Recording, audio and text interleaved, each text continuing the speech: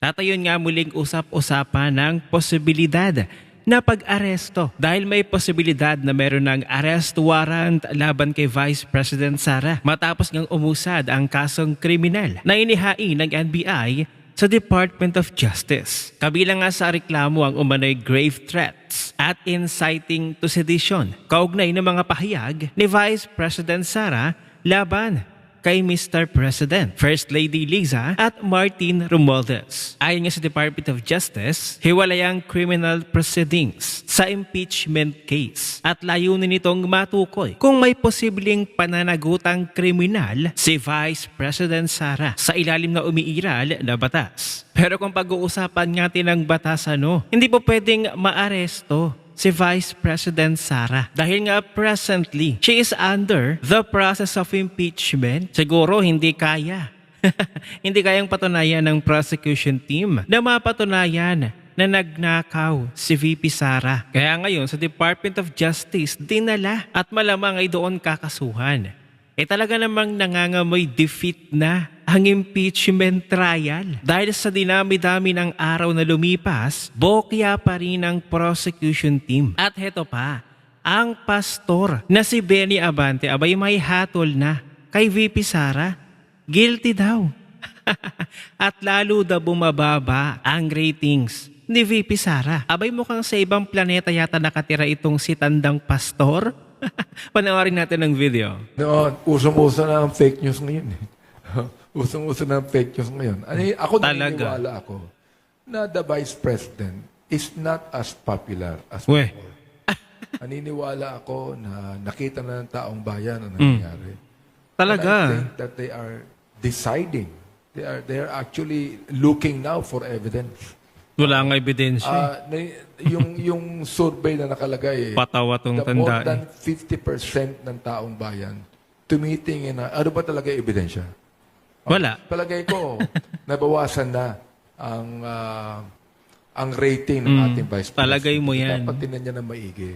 Na pag tinuloy pa natin ito at makita ng taong bayan ang mga nangyayari, palagay ko, I think the people of this country will decide on what is proper.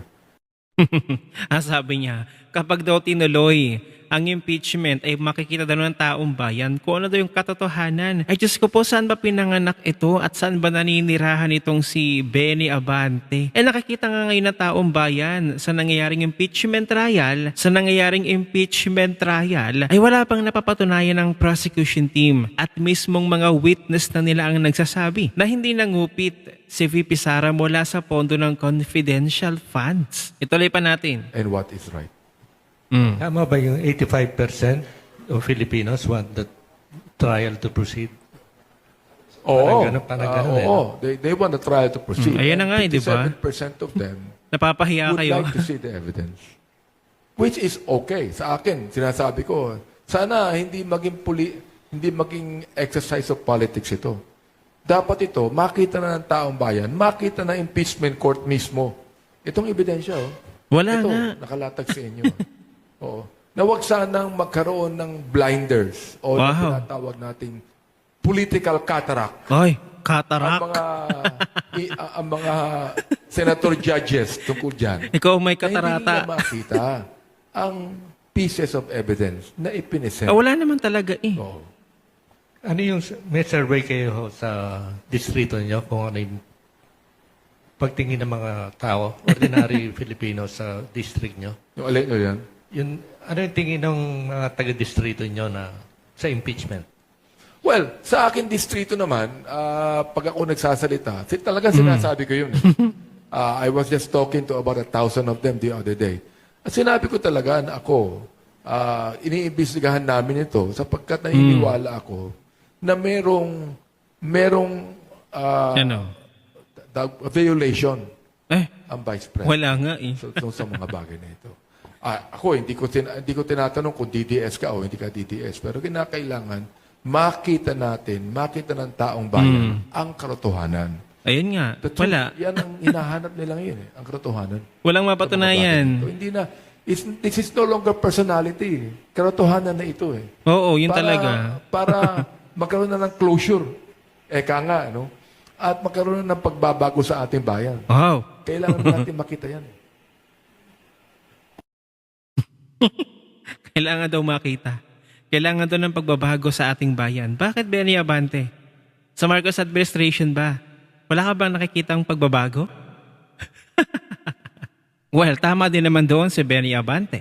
Sa sinabi niya na, kailangan na daw natin ng pagbabago. Kasi nga naman, para namang walang nangyayari. Ngayong Marcos administration ay bagsak na bagsak po ang ekonomiya. Ang palitan ng piso kontra dolyar, 60 pesos pataas. Ang mga presyo ng bilihin, nagtataasan. Ang mga gasolina, krudo, napakataas. At itong si Benny Abante na wala talagang pinagkatandaan. Pilit pa rin niyang pinapaabot sa publiko na bumaba ang ratings ni VP Sara. Lalo nga pong tumaas. Lalo ngayon na yung publiko, yung mamamayang Pilipino ay nakakapanood po ng impeachment trial na kung saan kitang-kita na dehado ang prosecution team dahil sa ngayon ilang days na ba na nakakalipas ng impeachment trial, wala pang iisa na napapatunayan ang prosecution team na nagnakaw si VP Sara mula sa kabanang bayan, mula sa pondo ng confidential funds. Ang mga isinasalang na witnesses ay palpak at nagsisinungaling pa. Napapanood yan ng taong bayan. Hindi napapatunayan ang mga alegasyon kay VP Sara. So sino ang napapahiya ngayon? Ang prosecution team, ang mga kaalyado mo, Benny Abante. Yan ang katotohanan. At walang katotohanan na bumababa ang ratings ni VP Sara.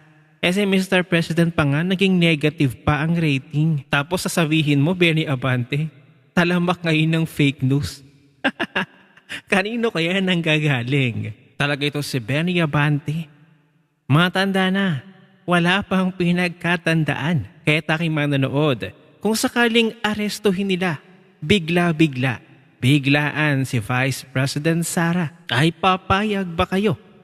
At papayag ba kayo, mga mamamayang Pilipino na bumoto sa kanya na tanging siya na lamang ang lumalaban sa korupsyon sa gobyernong ito? Ano ang inyong opinion? I-share mo na ang video na ito. Mag-iwan ng comment at lagyan sa ibaba at magkita-kita ulit tayo sa susunod na video. At ayun na nga, abay ang utang ng Pilipinas. Pagdating daw ng 2027, abay aabot ng 21 trilyon. OMG, abay saan na napunta ang inutang ni Mr. President? Abay lumalaki ang utang na babayaran ng mga Pilipino. Ano ang inyong opinion? I-comment mo na yan.